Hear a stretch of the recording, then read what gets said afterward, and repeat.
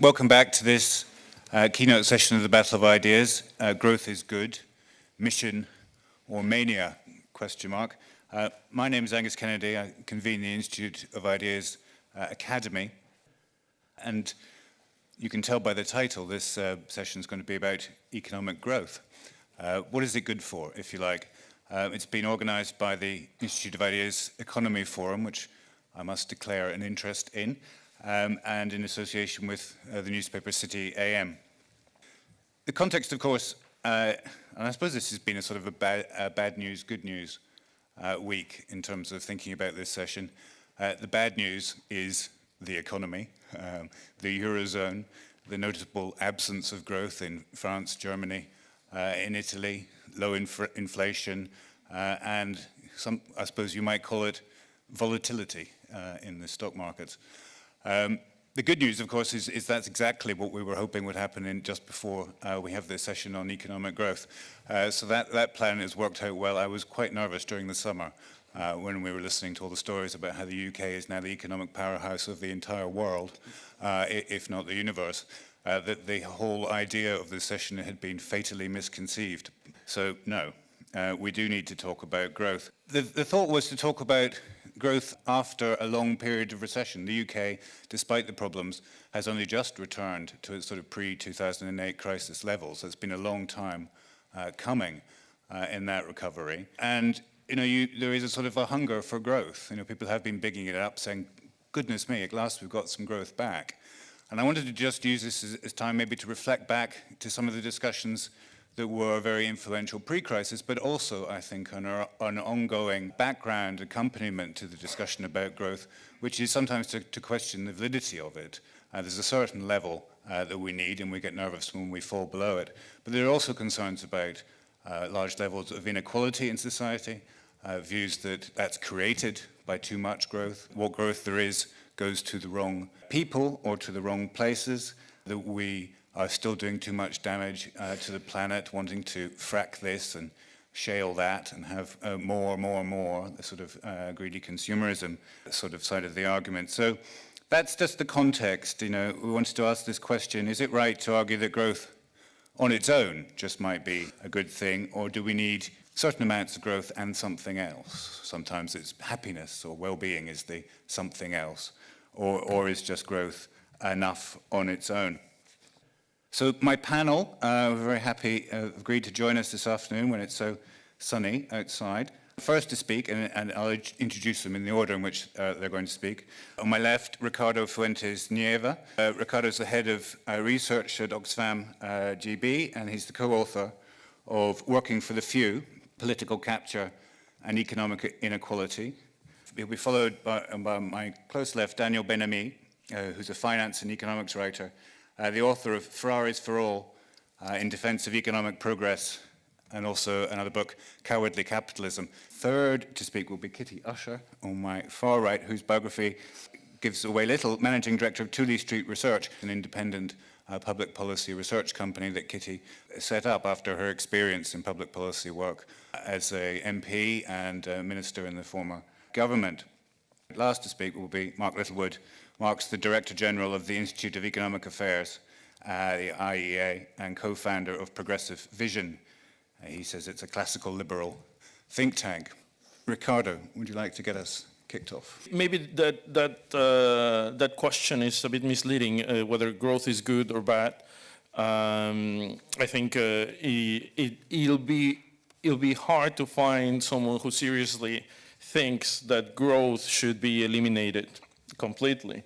I think the real question is, what kind of growth do we want, and whether we can achieve it or not. So it's about the quality of growth and the political decisions that the different governments take around the world to either maximize growth per se or take into account different aspects that can reduce certain, like half a point on growth, but then take into consideration other elements. So Angus was saying there's a hunger for growth. Given the recession over the last few years in different countries in the Eurozone and in the UK. And I think it's true that growth has been a proxy for other things that we consider well-being. The problem is that that doesn't always happen. There are moments in which economic growth is not that proxy for economic well-being, and as we gather more evidence and more data, we see that that's the case. So there's a recent document that shows using tax records and the returns of economic growth for the richest 1%. That shows that they benefit a lot from economic growth recently. But that's the current context, and that wasn't happening before. So the growth that we see recently is growth that is really good for the very rich.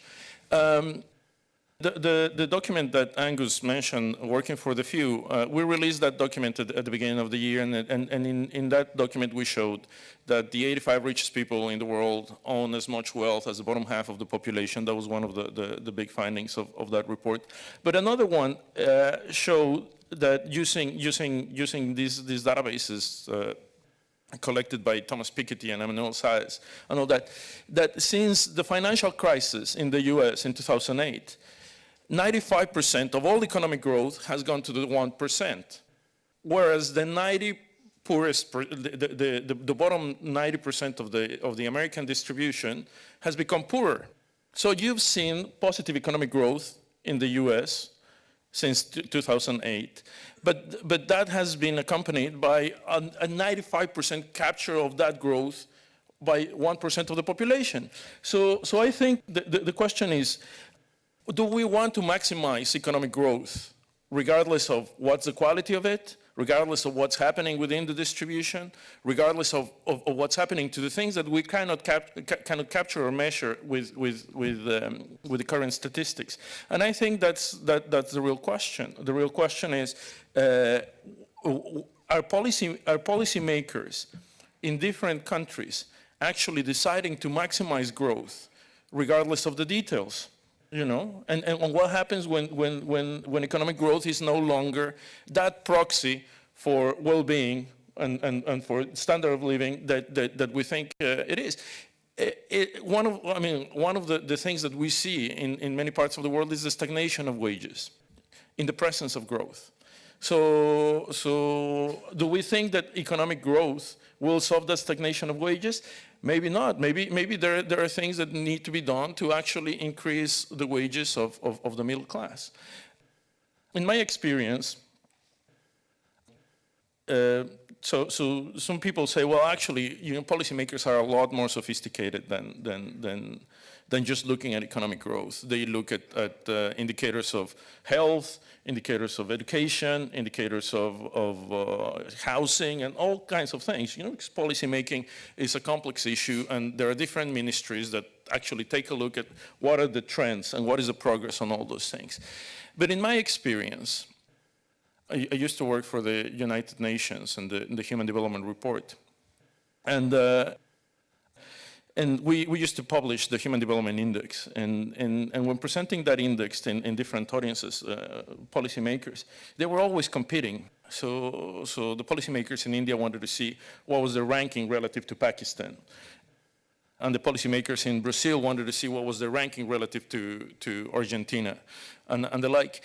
And I've seen policymakers actually competing on their economic growth rates. And that's one of in my view, one of the dangers of focusing too much on one single indicator, because then it becomes something that policymakers actually can boast about, can say, well, look at my impressive economic growth rates, And when you ask them what's happening with the rest, they said, well, I mean, but look at my impressive economic growth rates. And I know that doesn't happen always and in every single country, but I've seen it happening. And I think that's one of the challenges that we face when we think about economic growth. So to summarize, I think economic growth has been one of one of the key changes in the history of humankind over the past 200 years. No one could deny that economic growth actually changed the way we live, but in a way, obsessing over one single figure without looking at other indicators can be damaging for the potential progress of societies, and the current context, a context in which economic inequality has been increasing for the past 30 years in a large chunk of the world, and the current context in which there's a lot of volatility, suggests that we need to be careful with just asking for more growth without actually paying close attention to the quality of that growth. Brilliant. Thank you very much, Ricardo. Right, well, I want to argue, contrary to Ricardo, that economic growth is an unqualified good, that we really should be pursuing economic growth. And in fact, contrary to what he said, I don't think it's true that politicians across the world are doing it or have been doing it for a long time. Because I think the mainstream view is people will say, yeah, economic growth is okay, which is more or less what Ricardo said, but we've got to respect limits. We've got to take into account inequality, and we've got to take into account happiness, we've got to take into account the environment. And at first sight, it does sound very compelling and very commonsensical. Or sometimes people use the language of economics of trade-offs. There are trade-offs between the environment and growth, and so on. But I think that's fundamentally the wrong way to look at it. And although economic growth certainly isn't everything in the world, there are other important things. In terms of our material well-being, economic growth is extremely important and really, really central. It's not just something else, you've got a little bit of this here and that there, and you've got economic growth. It's been really, really central to our well-being, and that, in fact, was one of the real intellectual breakthroughs of the Enlightenment of the 18th century, Adam Smith, understanding that the economy and economic growth was central to prosperity.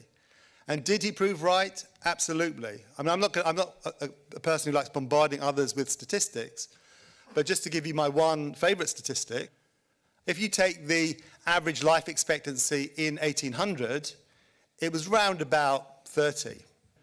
If you take the latest available life expectancy, it was actually the figures for 2012, but it's just been published recently, it's 73. That is a global figure. Now, that is absolutely phenomenal. You think about it, on average, 43 years more of life. And this is a figure across for the whole world. So taking in 7 billion people across the world, this is absolutely incredible. And I would say that improvement is related to economic growth and the parallel processes of scientific development, technological innovation. It's very much to do with economic growth. Some people say, well, okay, yeah, well, it's true that in the past it's been very useful. But we in the West, we've reached the stage where it's no longer so important because we're pretty well off and economic growth doesn't really matter. Again, that's a big argument to have. But if you want to disprove it or argue against it, I would say look at the last few years. Because what I would get from the last few years, if you look at Japan, America, North America, and Western Europe, is you've had economic contraction, you've had a lack of growth or growth going into reverse, and I would argue that has played a very big part in the kind of suffering and dislocation and the problems people have suffered over recent years. It's not growth, it's precisely the opposite.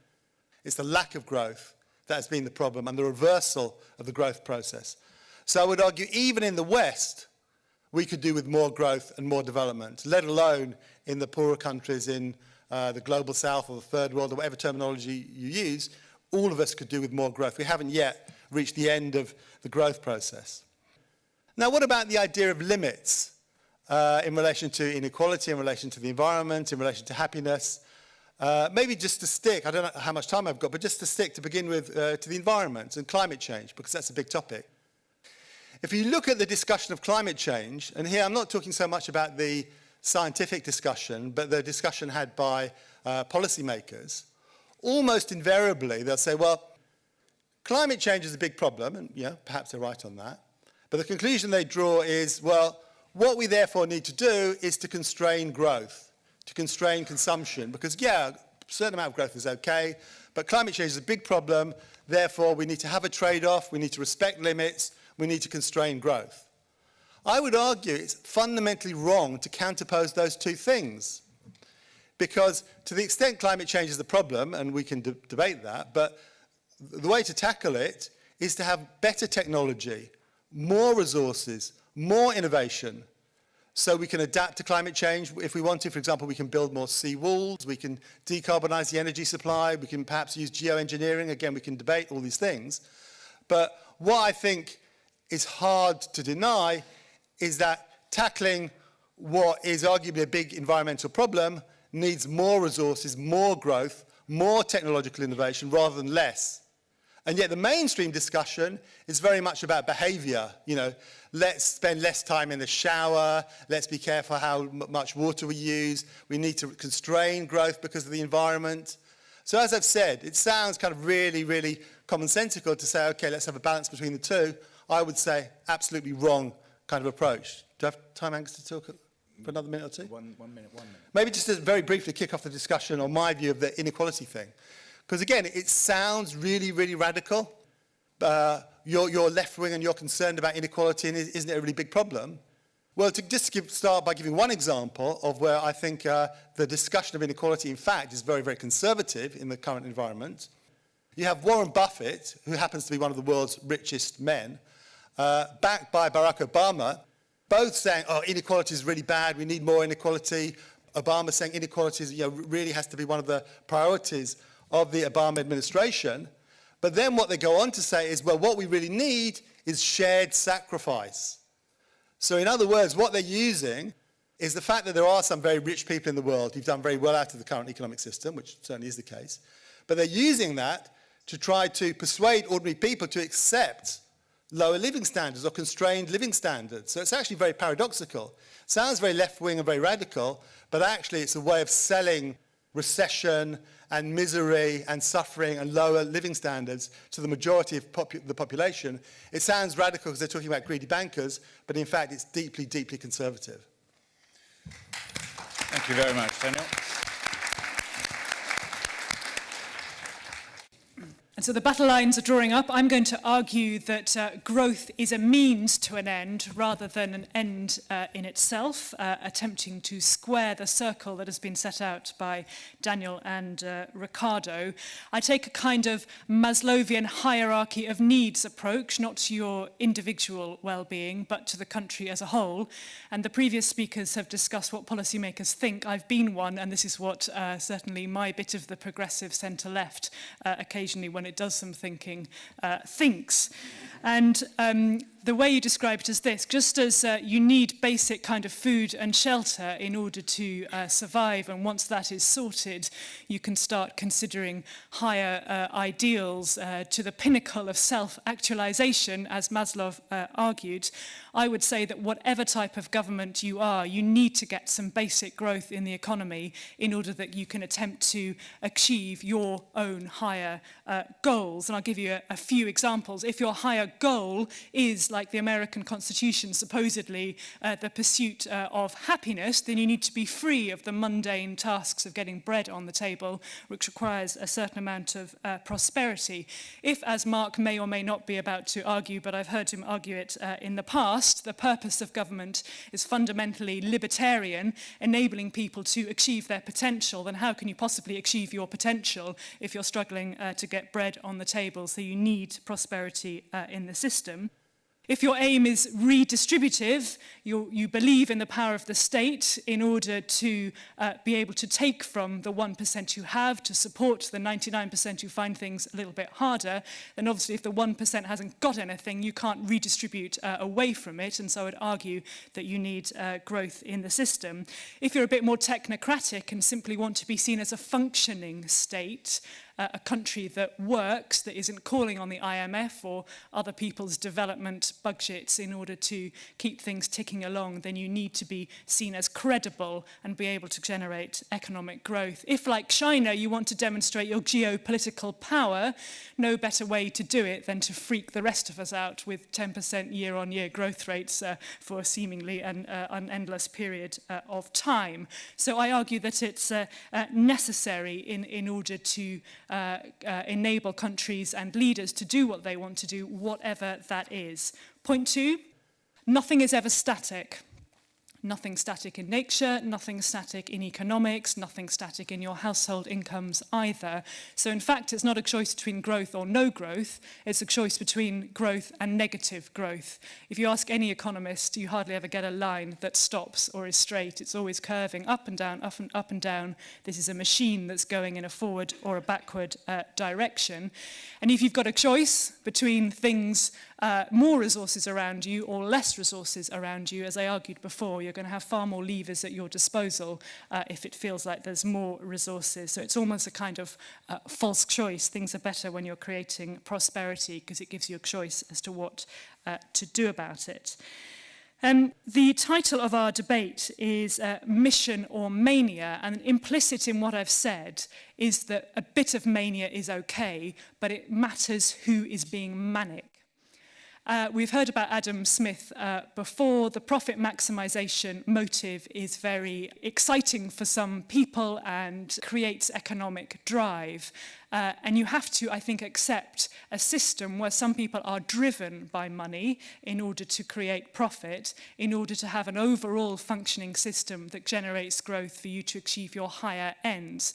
But I think it's very important that you should have some higher ends. So if policymakers as a whole become manic about growth, it probably will be unsustainable growth because it is not possible for a country to keep growing above a sort of natural trend rate for a sustained period of time, even if, as in China, that appears quite large by our standards.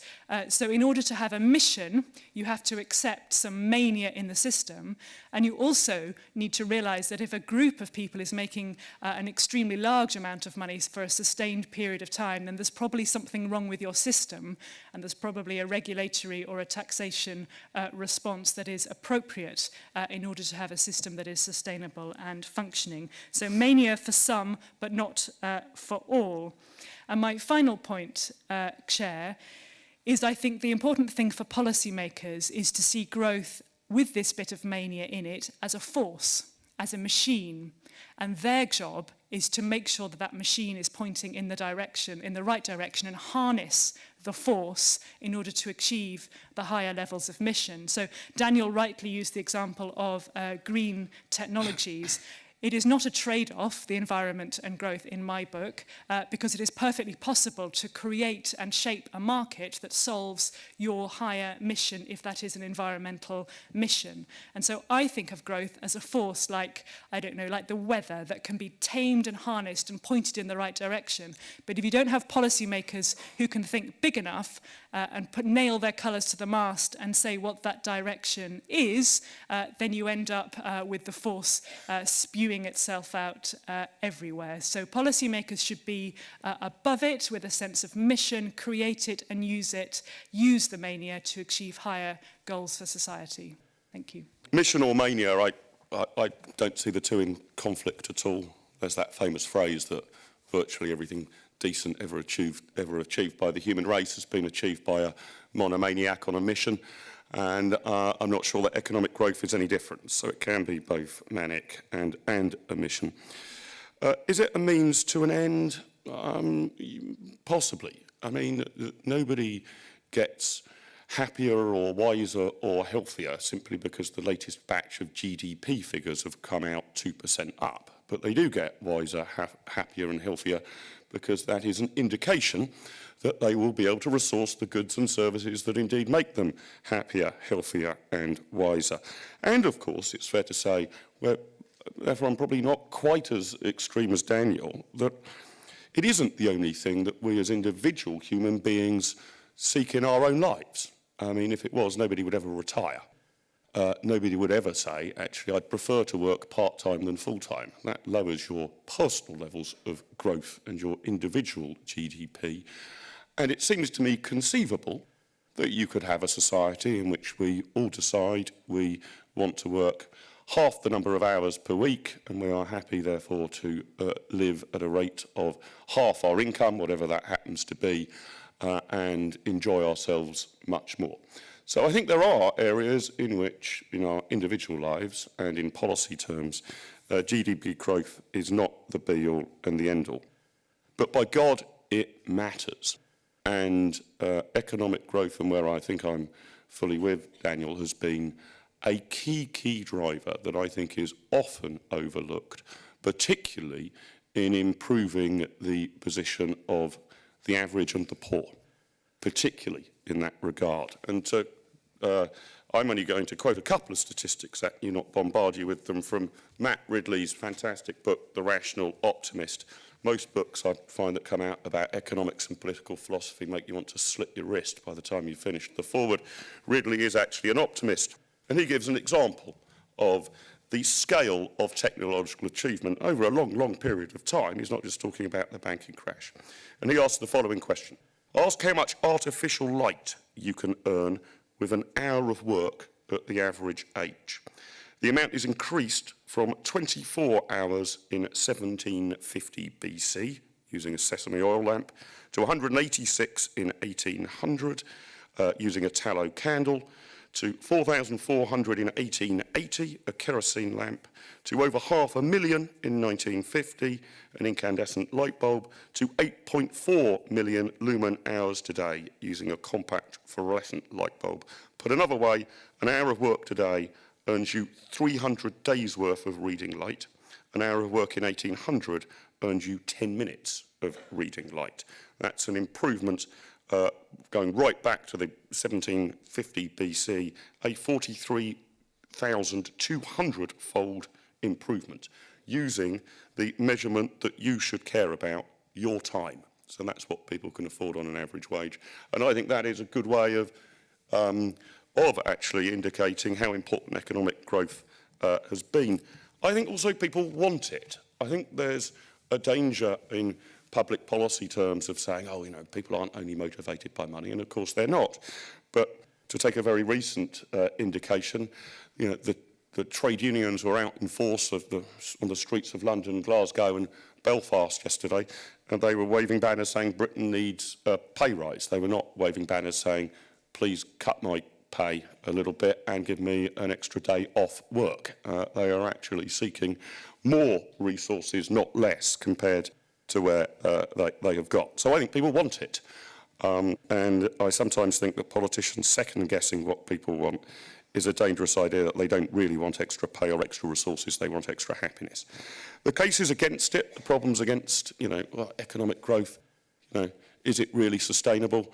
Well, things that aren't sustainable don't get sustained. It has been pretty sustainable over the course of the last few hundred years, well, certainly since the Industrial Revolution. I don't see any reason to believe that we're about to hit the buffers anytime fast. And in fact, the economic recession we've had is a one-off incident to do with the banking crash. It is not because we have reached the limits of growth. In terms of just looking at the UK, for example, you would think from contemporary political debate that we are a chronically overcrowded island and we can't allow anybody else to get in, and there is no more room to build any houses if these people did get in.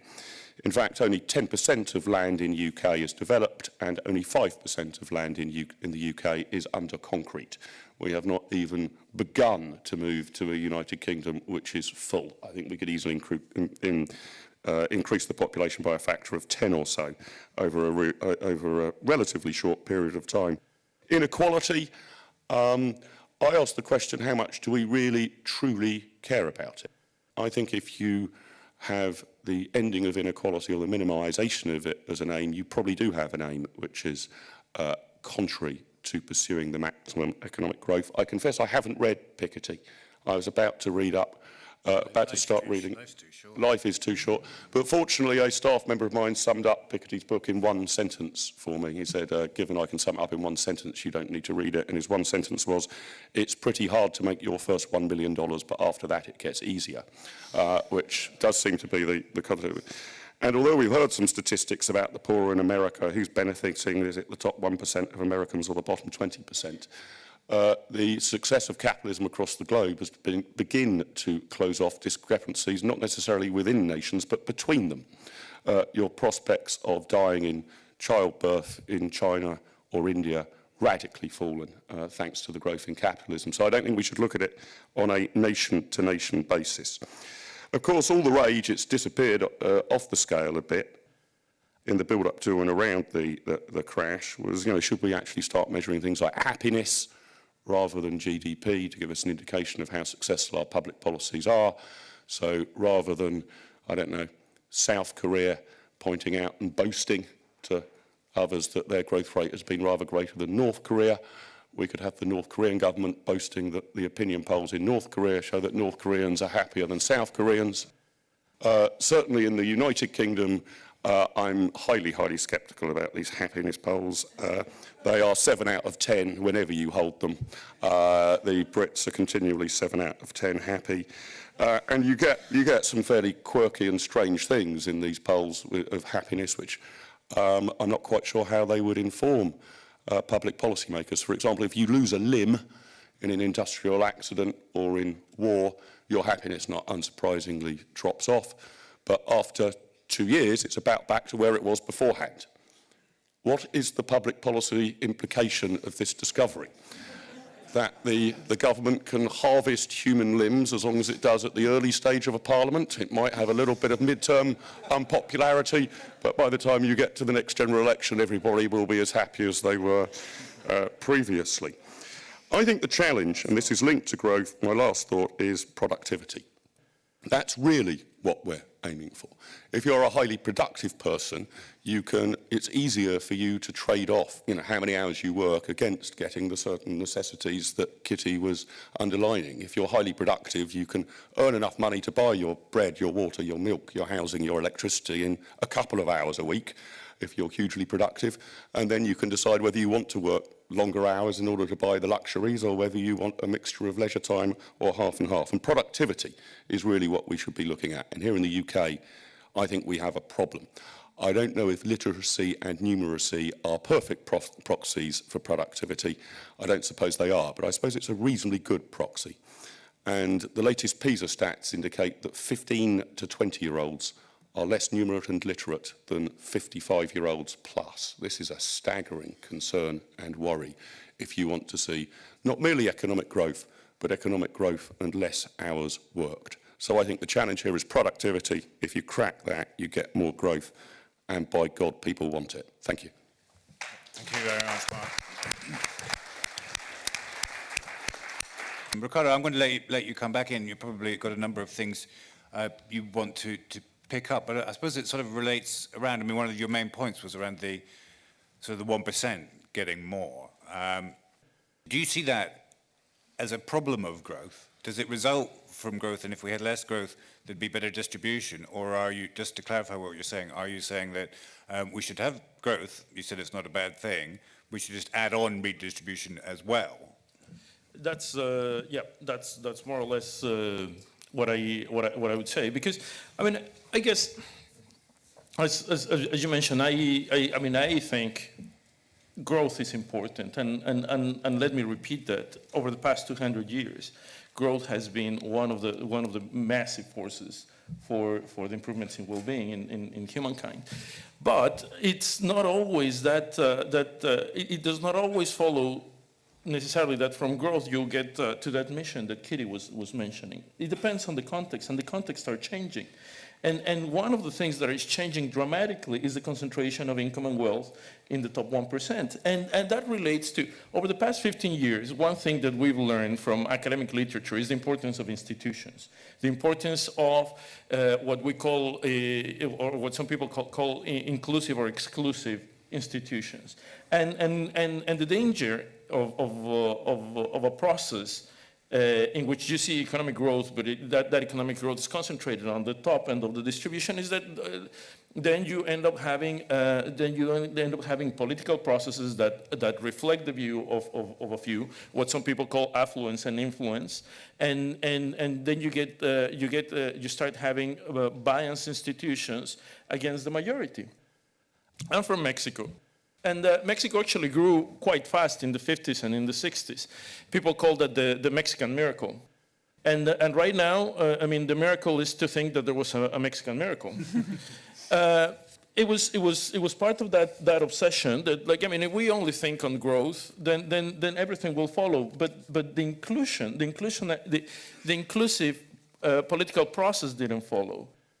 The inclusive kind of like socioeconomic process didn't follow, and then what followed was years of corruption, and now years of violence, and so it is important. It is important to have growth, but it is important to pay attention to what's the quality of that growth, and particularly the current context. In my view, one of the big dangers is that concentration of income and wealth. Because I mean, one of our arguments is this concentration of income and wealth is accompanied by concentration of power. Kitty, can I actually bring you in on this? Because the way you were talking about growth is we should see it as a machine, and then when it starts to bang and clatter a bit too much, you know, that's a sort of warning to add oil to keep it going. There was no choice; it has to keep going. It's a bit like, I don't know, a shark in the water, and the role of the government is to, you know, put blood in front of it every once in a while. But do you recognise that there's a, you know, governments have, public policies had a sort of different attitude over the last 20 years to it, it seems. Rather than keeping the machine working efficiently, they've also been doing things that, you know, you might call throwing spanners in the works. So when the German government closes down its nuclear power, you think, you know, hang on. You know, what's gone wrong in this economic powerhouse of Europe, so supposedly, that their public policy seems directly, you know, counter to what you're suggesting. Well, do you see that sort of problem of limits being imposed on growth? No, I think what Germany's doing is quite exciting. I think by demonstrating a very clear policy objective, they're basically saying to the market, right, let's change to make this work. That's what it says to me anyway. And that's a perfect, I mean, I don't know a huge amount about the German energy markets. There'll be some expert here who'll prove I'm incorrect, but I think it's quite a good example of saying, right, growth is a machine here, and the role of government is to make sure that that machine is running. My metaphor is going to run out. I'm not sure, but it's about putting oil in it, but perhaps it's building the road and telling you which way that machine should go in order to get to your final endpoint. And I'm not sure it was quite oil and spanners. I think the role of government is to make sure that the engine is going at the, you know, the speed that means it won't blow up. The risk of really pushing this one. So, you know, when things start, when you have a funny noise over here, then you need to do something about it to keep the whole thing going, rather than pouring more oil if it's basically dead. I'm going to stop there before this gets really bad. Does that answer your question? Mark, help us out with the machine. Well, I mean, I think we might be, Kitty admits that the analogy is getting tortuous, but let me give another go at it. I mean, the machine is built by the people. It is not built by the government. The machine is built by millions, billions of individual decisions, actions on the productivity of the human race. The government turns along and nicks some of the petrol and the hubcaps. That's the government's contribution to the machine. I think that now, they may be doing something of great social worth with those hubcaps and the petrol they steal out of the machine that we wouldn't do ourselves. But I don't think that we should look at the problem of economic growth as sort of what enormous machine should the state construct, or what huge road should it construct for us to go down. The engine of growth is is individual men and women and their productivity, their imagination and their entrepreneurialism. And then the trade-off, and I think, you know, all but people who favour no redistribution, which is not my position, or those that favour total redistribution, need to accept that there is a certain trade-off here. Because if you're determined to get more money from the 1% to give to the bottom 10% of society, you know, it's not obvious that a 100% tax rate achieves that. The top 1% cease bothering to work at that point. So what is the optimum level of redistribution? What is the optimum level of hubcaps and amounts of petrol that the government can confiscate from the machine? And it's my judgment that at the moment it's confiscating rather too much, being rather too directive about how the machine operates. And if you want economic growth, this is a very simple way of looking at it, but the evidence would suggest that some of the fastest growing countries in the world have a government sector of around about 20%, maybe 25%. The former Soviet Union, most economists would agree, had a government sector of about 70%. It's hard to be sure because the data isn't wholly reliable. And we in Western Europe have a government sector of around about 45% or so. Do we think positioning ourselves about slap bang in the middle between the fastest growing economies in the world and the former Soviet Union is the optimal place to position ourselves if we want a fast running, high acceleration, flashy machine? I don't think it is. So I'd like the government to do a little bit less. The machine is the system, it's not the people. Yeah, the government creates a system and the people are the bits inside the machine, each doing their different bit in the system. Let's switch metaphors. So away from machines and into natural growth. So children grow up to a certain level of potential, and they probably grow faster when you feed them well, as opposed to if you don't feed them well. And also to pick up Mark's point, they reach a different kind of growth potential if you educate them well and bring them up well and so on. And then when you stop being children, you stop growing and you get to sort of my age, you get fatter, which is not growth in any sort of good sense. It's arguably not growth at all. And so where I'm going with this is that, Daniel, is in a lot of these discussions, there seems to be quite a lot of obsession with the fatness problem, in a way that seems sometimes to, you know, be almost designed to take eyes off the absence of growth. And I don't want you to start thinking about abnormally stunted fat children here, but it needs the economy a bit like that, because quite some of the discussion around limits to just posit all sorts of external limits. Kitty actually said it's like the weather, right? Sort of out of our control, that we need to then step back and just go on a diet. I'm not sure what to say to that. In economic terms, what the jargon, less embarrassing phrase, is the diminishing marginal utility of consumption.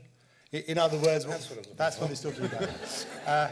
And what that means is, I mean, to take a kind of example to illustrate it. So if you're really on the edge of starvation and someone gives you, you know, a cream bun, then obviously that will probably save your life. That is a really fantastic thing.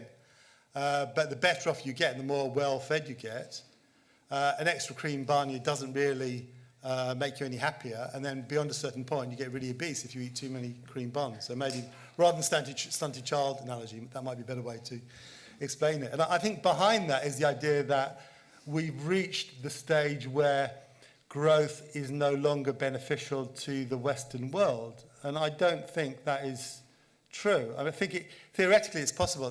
It may reach that stage, but I don't think we've reached that stage now. So maybe to give two examples. One I've already alluded to, the whole climate change example, and I'm not an expert, I don't want to get into the discussion about the extent to which it's a problem, but if we accept for a moment that it is a big problem, then it is going to take a lot of resources. For example, if you want to switch to cleaner energy supply, that will take an awful lot of resources, a huge amount of resources. So you need the wealth to be able to deal with that.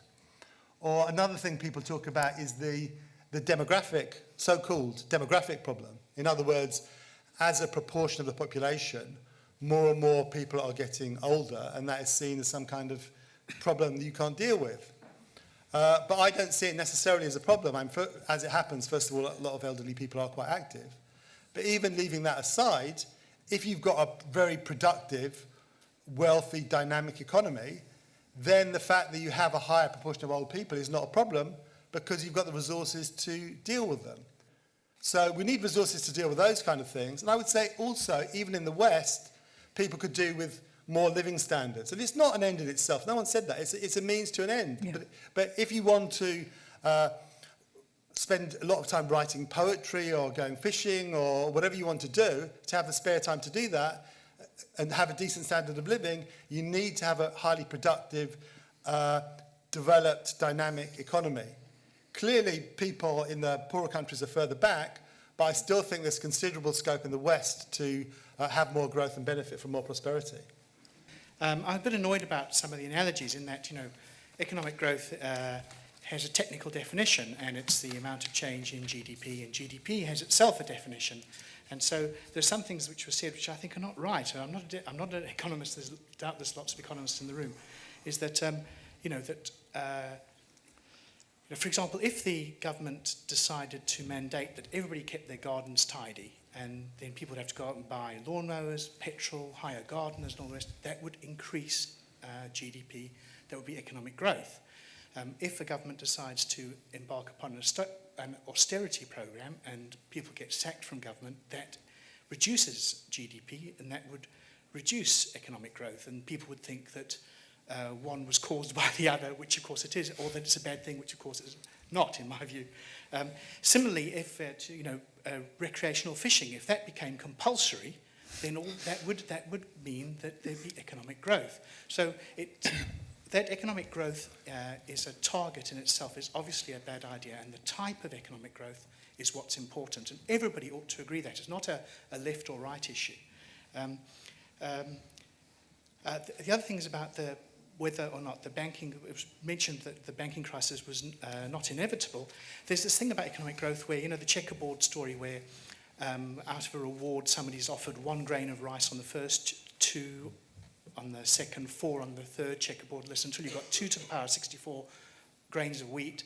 What that means is if you have a 2% economic growth for 35 years, you must have a doubling in productivity, or you have to have artificial economic growth created by fiat money, expansion of money supply, massive creation of debt, and followed by a banking crisis.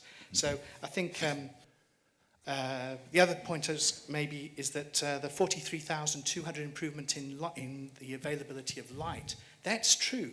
But what isn't true with economic growth is you can't buy more hours of labour, you can't buy more live entertainment. I'm a psychologist, so I'm looking at the level beneath what economics is looking at. A psychologist will tell you that optimizing happiness top-down, to your comment on cutting off limbs and all that, is not possible because happiness is optimized at the individual level. It is a choice. That said, power corrupts, and that we know for sure as psychologists. So when power is aggregated at the very top, I'm afraid those people don't even have a choice. They will continue optimizing their own utility. So it's really a question about redistribution, and I respect the opinion of the gentleman who bangs the chair. But I'm afraid we're heading for a problem with that concentration of power.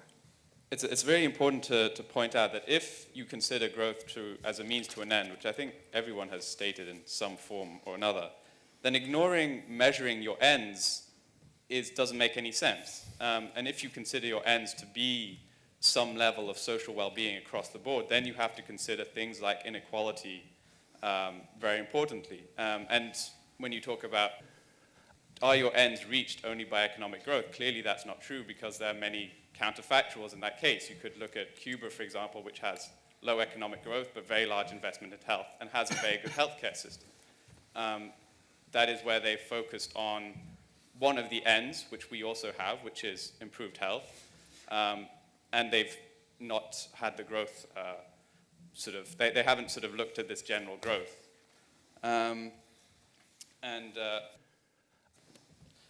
Yeah, and I think this is just very important. When you look around, when you live in London, when you see that there's a gold-plated Ferrari driving around Kensington while hospitals are crumbling, you really have to question whether this focus on economic growth has, even in our developed Western society, achieved what we hoped for. I think a very interesting thing about the consensus on the panel is that everyone, including Ricardo, who's got a few qualifications, is supportive of growth. So there doesn't seem to be any intellectual distaste for growth, and yet the big elephant in the corner over there, the big elephant in this room, is that Kitty's machine is, in the West, clapped out. There isn't enough growth going on. There hasn't been. There's been a steady decline in growth rates, however you measure them, since the 1970s. So we have this contrast between an intellectual agreement that growth is a good thing and the reality that the West is unable to grow, which I think poses a question for us as to what is the real barrier to that growth. Now, that's a theme we've been discussing yesterday in the economy austerity dilemma strands. My take on it is that I cannot see any technological barriers to growth, to the investment that's needed in order to produce growth. I can't see any technical barriers. I can't see any economic barriers, any financial barriers, loads of money out there, loads of companies with cash. I don't really think there's fiscal barriers. That's be a disagreement between me and Mark. I don't think it is that the state's taking too much away. And there's not any intellectual barriers. I think the views on the panel are replicated the themes of the IMF annual meeting last week, where there was a complete consensus that we need more public investment because that's what's necessary for long-term growth. So the barriers aren't in our ideas, it seems to me, or in economics. It seems to me the barriers must be somewhere else. And to me, those barriers are cultural barriers. That the intellectual support for growth and all the good ideas and all the good statistics that have been given about life expectancy and about, the more we can do and the more light we can have, all that gets swamped and washed away because Western society has lost faith in the future. The businesses are not investing because they have this profound uncertainty about whether they're going to get return in the future. And it's that loss of belief that the future is a better place, that cultural change, that cultural shift, which seems to me at the root of the fact that however much we want growth, we're not getting it. And until we challenge that, until we, in a sense, to be blunt, resurrect, enlightenment values that progress is a good thing and not a problematic thing, then we're not going to, however much we argue on the statistics, we're never going to reestablish that dynamic again. I want to echo the speaker in black who took up one of the points made by some of the speakers that growth is essentially a means to an end, and it's very important to keep the ends in mind rather than get over-focused on the means. As an example of getting over-focused on the means, I was very struck by Mark talking about productivity and the image he created that all we need to do is import more and more workers, build more and more concrete so we cover the whole of England with houses and concrete with productive workers. That doesn't strike me as an idea for a utopia. I think it's vitally important that we keep our eyes on what we're trying to achieve. And I'm not sure it's true to say that countries with the highest economic growth are the happiest countries. And I dispute with Mark that it's not easy to measure well-being, but there are many indicators of well-being.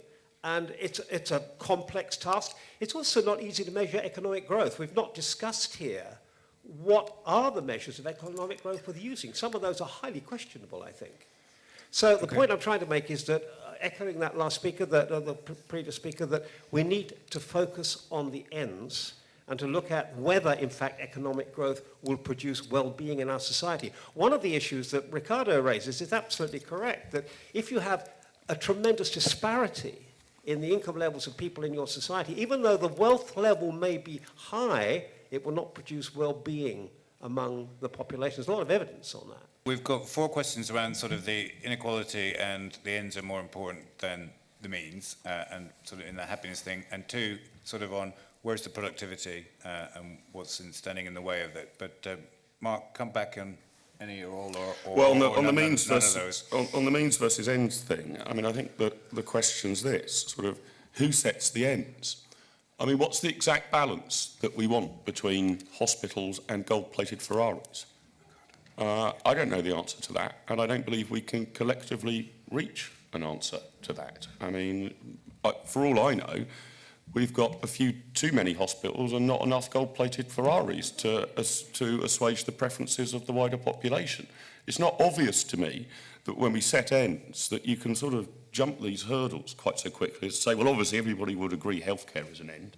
Obviously, everybody would agree that gold-plated Ferraris are a luxury item. Therefore, we should smash up the gold-plated Ferraris and convert them into hospitals, or give the gold-plated stuff to more nurses or something. The ends, to my mind, need to be set by the people themselves. And so, you know, I dare say virtually everybody considers access to reasonable healthcare to be a good end, but that doesn't really get you very far. How much of your income do you want to spend on healthcare? 5%, 10%, 40%? So I don't think we can really focus on the ends, or at least as a collective. I think it's extremely difficult for us to focus on the ends rather than the means. Why unable to grow? I think there are some more prosaic reasons than pessimism. I don't think that pessimism necessarily acts as a block to growth. I think we make it difficult for entrepreneurialism and new ideas to flourish, and we are maybe this is a reflection of the cultural point, but we are a safety-first sort of country and culture. Somebody brings a whole new idea to market, and almost the first thing that the government wants to do is to say, let's regulate this, or work out which regulator needs to be all over it. We can't possibly take the risk that this new thing, I don't know if you were to take, say, e-cigarettes as an example. The state everywhere, is not just in the UK, is just determined to regulate them. Just on well-being, I think there are lots of measurements of this, but they are still problematic. I mean, there was, I can't remember the numbers now, but I remember going to a lecture about how Sweden was very happy, and therefore we should try and replicate Sweden. But it turned out when you dug below the numbers, Swedes who moved themselves to Texas were just as happy as Swedes who kept themselves in Stockholm. And Texans who moved to Sweden were just as miserable as Texans who stayed in Dallas. So this seemed to be something about being Swedish rather than something about the Swedish economy. Okay. Ricardo. Yeah, that actually, in the context of means and ends, because that segues very well into the inequality discussion. One of the arguments is that with the growing disparities that we see, actually the people who set the ends are the people with the golden Ferraris, and then they say, oh, I mean, you'll all benefit of seeing all these golden Ferraris on the street, and they have a very similar discourse as Marx, and saying, well, I mean, this is the public discourse. This is what we've decided as a society, except that we, the people owning all the Ferraris, decide because we have access to the political process, and we actually set not only the means, but we set the rules on how we decide those means. And that might sound like something that I'm making up, but I would encourage you to read the research from Princeton academics. So this is the top of the academic world, who are working on these issues of affluence and influence. Larry Bartels, Martin Gillens, Benjamin Page, and they have shown with careful studies how the political systems where income inequality is growing actually start reflecting more and more the views of the wealthy. In the way I was just describing. There's statistical analysis showing that, and that's one of the big worries. Okay. Who sets the ends, and who sets the rules to determine the ends? And that's one of the things I wanted to raise. Okay, thank you, Daniel. I'm itching to come back on the inequality debate, but I'll restrain myself for now, and I want to come back on what Phil Mullen said, because I think it's absolutely untrue to claim, as most people claim, that politicians are just going for growth and trying to maximize GDP. I'm not talking here about what I think is good or bad. Just as a factual description of reality, that is absolute nonsense. That is just not true if you read the debates. Because, Ricardo is absolutely right to say very few people, hardly anyone, is a deep green. Very few people say, I want no growth and we want to stand still. There are some people who say that, but they're a tiny minority. The overwhelming consensus is we need to constrain growth. We need to limit growth. GDP as a measure is a problem. And you can see this reflected in all sorts of ways. So the OECD, big economic think tank, and the UN, and the British government, and the French government, and all these Nobel Prize winners, for example, are all talking about we need alternative measures of well-being rather than GDP. And it's not really about GDP as a measure. You can find all sorts of flaws with GDP. It's really about an attachment to economic growth. And pretty much every single Western government has accepted this notion of sustainability. And it's kind of seen as straightforward because, yes, things have to be sustainable, otherwise they don't carry on. Actually, it's not true. The idea of sustainability really began to come to the fore in the 1980s. And it is a very conservative idea, in fact, in a literal kind of Burkean sense, conservative. Because what it's really saying is that, well, for the sake of future generations, we now have to hold ourselves back. If we're going to have development, there was a big UN report accepted by all Western governments, the Brundtland report in 1987, I think it came out, which said, we believe in sustainable development, which means we've just got to concentrate on the essential needs of the poorest of the poor. So what that's really saying is, okay, let's just focus on the poorest of the poor, but never mind the non-essential needs of the poorest of the poor, let alone the majority of society. So I think it should be factually incontestable, wherever you stand in this debate, that the mainstream view is saying growth should be constrained, growth should be limited, growth is problematic. Only these people don't have the clarity to say that they're against growth. It's just expressed through all these kind of nagging doubts and anxieties. I don't think policymakers think that growth should be constrained. I think they think it should be spread or channeled, but we can carry on debating that. What I got from the last 15 minutes or so, what I picked out of it is two sort of yearnings. On the one hand, quite a strong yearning to understand what the ends are, acceptance that growth is a means to an end. It gives you more potential to achieve an end. But both the gentlemen there and over here were sort of trying to articulate that, in a sense wanting to believe in some kind of utopia that we could use growth for, or if not utopia, at least sort of technocratic ends. At the same time, you get the psychologist, if I got you right, and Mark saying, well, actually, it's your individual choice as to whether you are happy or how you define your ends. And I think this is a really interesting debate here, because is it actually the role of policymakers to say, well, we create an environment to make it easier for you to do what it is you want to do, and there's a sort of libertarian approach, and we can debate how much kind of government we need in order to do that or not? Or are people actually yearning to say, well, we're going to be the most sustainable, progressive, egalitarian, prosperous, cheerful country in the whole world, where we manage to get the sunshine as well and harness the forces of nature, and your part in this is A, B, C, D, and let's all come together and go into the sunset, which is quite attractive if that's kind of right. But then, as Mark says, it's impossible to get a kind of consensus view as to what right is, and so we have messy democracy because that's better than concentrating power in someone's hands. But I sense a kind of yearning there, and I think that's the kind of unanswered question in this debate. I want to give two little, one sentence with two things in spanners in the works, just from some of the research we've done recently. I'm publishing something on, if I speak fast, it'll be one sentence. I'm publishing something on Tuesday that looks at the attitudes of the poorest paid, the minimum wage workers. And what's very interesting is that there's a large cohort of part-time older women who are paid the bottom of the pile, who are extremely content, right? Chuck that in. The other thing is, don't know if they should be, don't know if we'd want them to be, but they are. Not saying they shouldn't change, but it's just true. The other thing is that did some research on the concept of good growth, or we did a complicated piece of statistics to reveal people's real preferences. And what that showed very clearly is for people who were in work, they would be prepared to pay to have a little bit more leisure time. So that's what the public as a whole says. So maybe that's what government should try and give. So we talk about growth and we talk a lot about policymakers. Does it matter if people around the dinner table are talking about growth and care about it?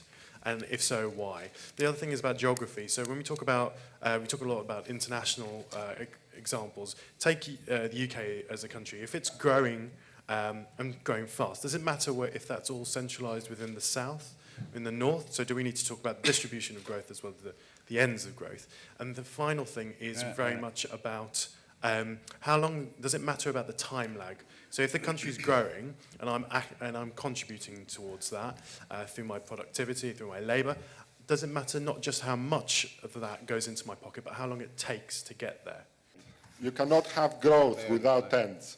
It is impossible. Every person gets up to go to work because they have an end in their mind. Now, whether that will be because they care about animal welfare, or because they care about children, or because they care about Ferraris. Whatever it is, there is always an end. If I believe that my end is superior to someone else's, and because I happen to be a member of a big group, I force my end on the other person, then that other person loses the incentive to produce any growth. Therefore, the two go hand in hand. It's impossible to have growth without an end. Is technology going to take policymakers out of the loop when it comes to growth? Policymakers didn't have much involvement in 5 billion people getting mobile phones or the growth of Google and Facebook. In the future, policymakers aren't going to have much to do about 3D printing or biomedical advances. Frankly, is this discussion relevant, or is essentially it's all going to be done in Silicon Valley in Shanghai? It does strike me, hearing a couple of the contributions, that there's, in the past, whether you called yourself left-wing or you were more conservative, there was a general consensus that growth was good and development was good and having some ambition was good. And then you'd have something called politics about how you may kind of do things in society, whether it's to do with hospitals or education. And it strikes me that there's an almost quasi-religious but secular view that actually ambition and big-scale projects and growth and development are problematic. They represent a kind of folly of human ideals imposing itself on the world. And it's not just an economic discussion, it's more pervasive in society. And I guess the question I've got is, in a discussion about growth, should we widen that even further to a more abstract discussion about how we consider what we're doing here more broadly? Okay, this is a question for Mark, because he said something very interesting. He said that it's very difficult today for entrepreneurs to carry through their projects. And my question is, what does he see is the cause of that? Is that because entrepreneurs are being bound down by something objective? Because my idea is there is a different reason. There must be a political reason for it, because entrepreneurs themselves are not doing what they should be doing to foster growth. Best example is Germany, where I come from. Now, Kitty might think the energy change is a great project. Nobody really in Germany thinks that anymore. And most entrepreneurs will tell you it's a complete nonsensical project, but they can't say that, and they won't say that because they know they're running up against, a huge amount of political problems. So it seems to me a much more, differentiated problem we have, maybe a cultural problem, a political problem. What exactly is it? Do you not think there's there's a finite expansion to growth? Isn't it restricted to the amount of resources that is available in the world? And the point about inequality, so growth leading to inequality, don't you think that inequality can be seen as a good thing? So the increased gap between the rich and the poor, whereby the poor people would have a goal point for them to increase mentally and sort of see that as a goal to reach for. So therefore I can see inequality as being as a good thing. Yeah, that's called the parking your gold Ferrari in bad neighborhoods theory. My question is for Ricardo. He mentioned several times the concept of quality of growth. Now, I take it to mean that he says he would be willing to forego some growth for a different distribution of it, perhaps a more equal one. But I think by now we know that rising living standards are only sustainable when you have economic growth. And so foregoing growth would mean effectively having to tell some people that they will have to forego that pay rise or that increase in their well-being, their children's well-being, and especially in developing countries. Now, it seems to me that that is morally quite troubling, especially when the motivation to forego that growth is just an aesthetic preference for fewer people to own gold-plated Ferraris. It had been said somewhere in this discussion that the policymaker's job is to steer the economic force towards the right direction, whatever it might be. But relatively short electoral cycles may stifle the ideals of politicians to pander to populist policies that are knee-jerk reactions, and that may not lead to the best long-term policies. So is there a solution to that? And also, just as a general question, is growth a zero-sum game? I just wonder whether we could just return to the question from the lady in orange, which was to explain the role of billionaire bankers in growth in this country. Very simple question. It just strikes me that we've, in this country, have pursued a route of going down financial services, debt-driven consumption, asset bubbles, etc., whereas somewhere like Germany has chosen a very different route to growth, around manufacturing and skills and exports.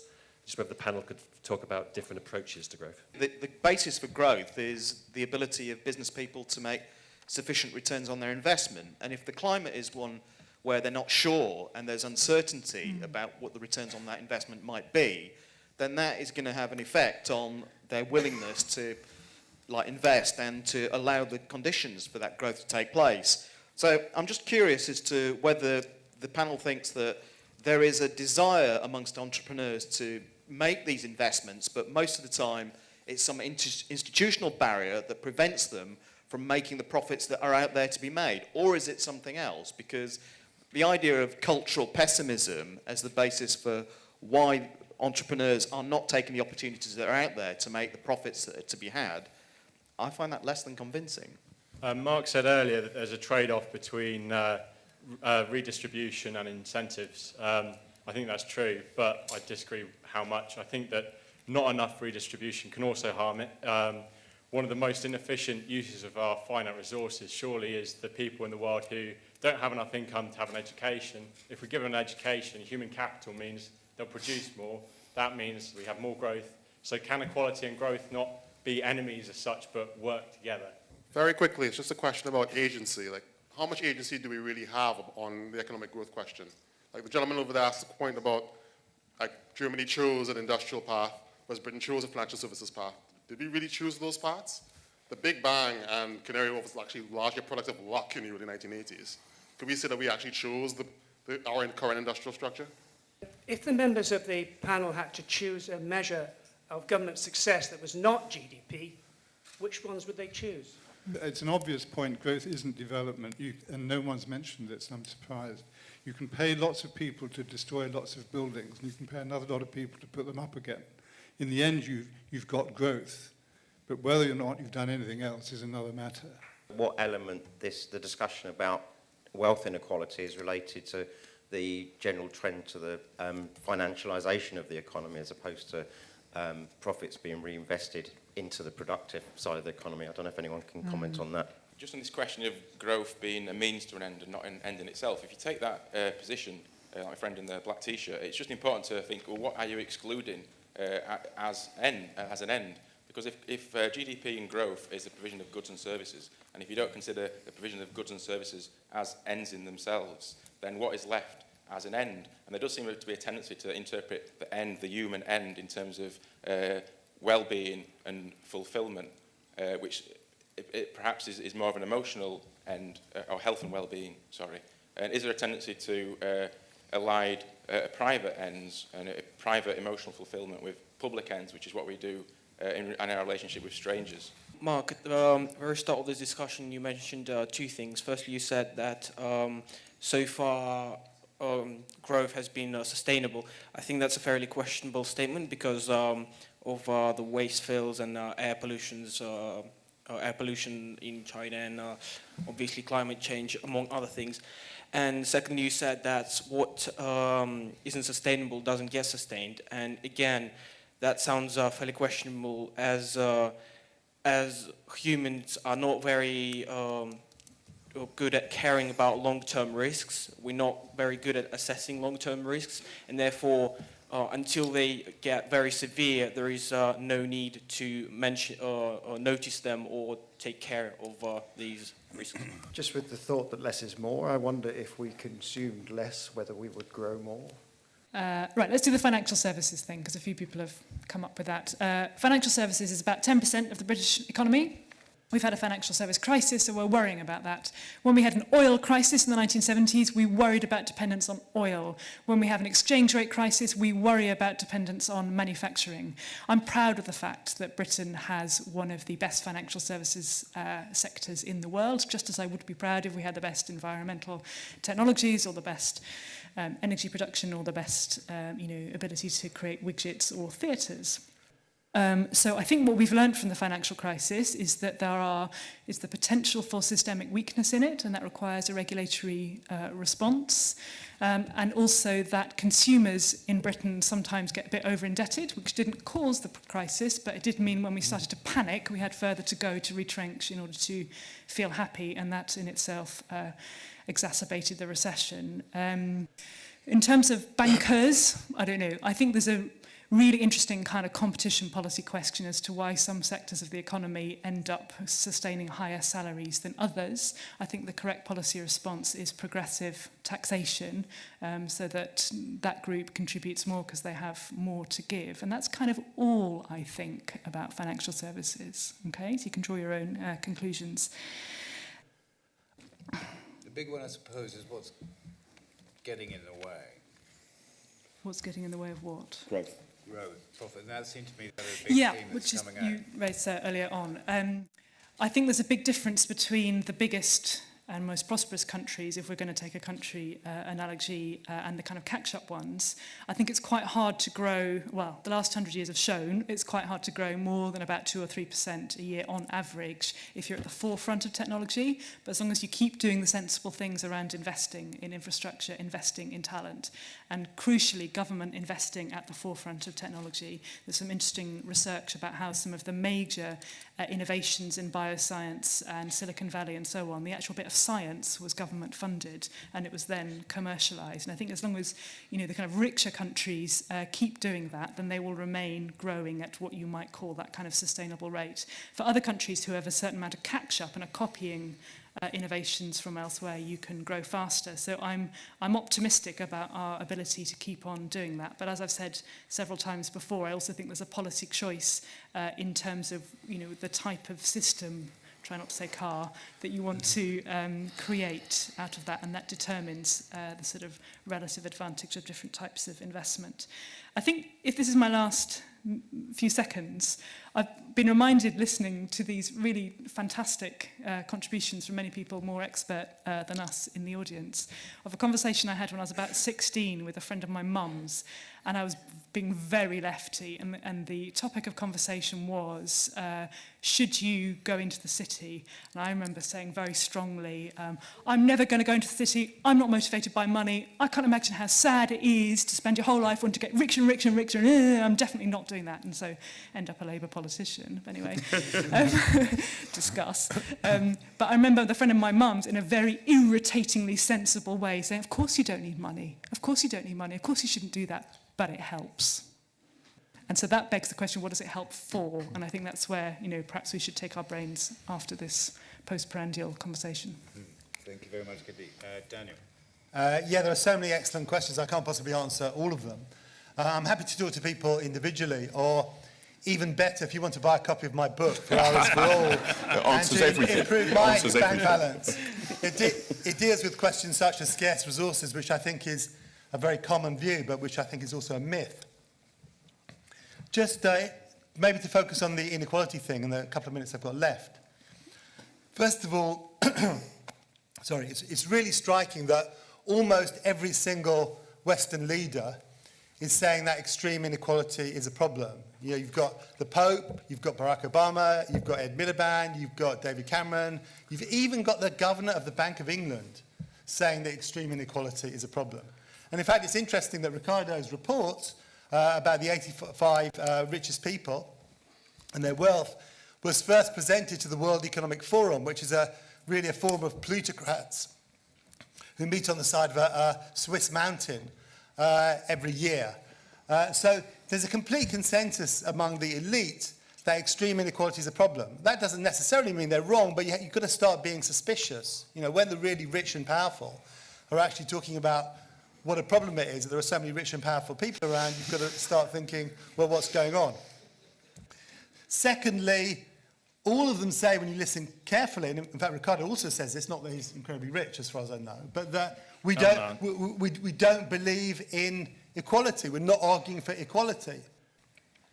What they say is that they're worried about extreme inequality. So equality is there, they're worried that it's got too extreme, which is quite interesting. And in fact, there is a point there that as long as we have a market economy, a capitalist society, there is going to be a high degree of inequality. Now, we can have a discussion about overthrowing capitalism. That's not the subject of this panel. But I think as long as we have a market economy, a class society, if you want to use the old terminology, there is going to be a high degree of inequality. As it happens, I think the mainstream discussion about how problematic extreme inequality is very problematic. And this isn't really a point understood, because as well as being used to sell lower living standards, as I talked about at the beginning, the idea of shared sacrifice. It's also being used to say what we need to do is to restrict personal freedoms. You can see this very much in the Spirit Level book that people might know, Wilkinson and Pickett, because the argument is, well, there's all these kind of socially excluded, the poorer people, the socially excluded, they're being separated from the rest of society. We can't really have much redistribution in economic terms. This is a discussion. What we really need to do is to start interfering in their lives to make sure they behave properly. So, you know, all these poor people are slipping away from the top. You know, we need to regulate how much they drink, how much they smoke, how they have sex, all the rest of it.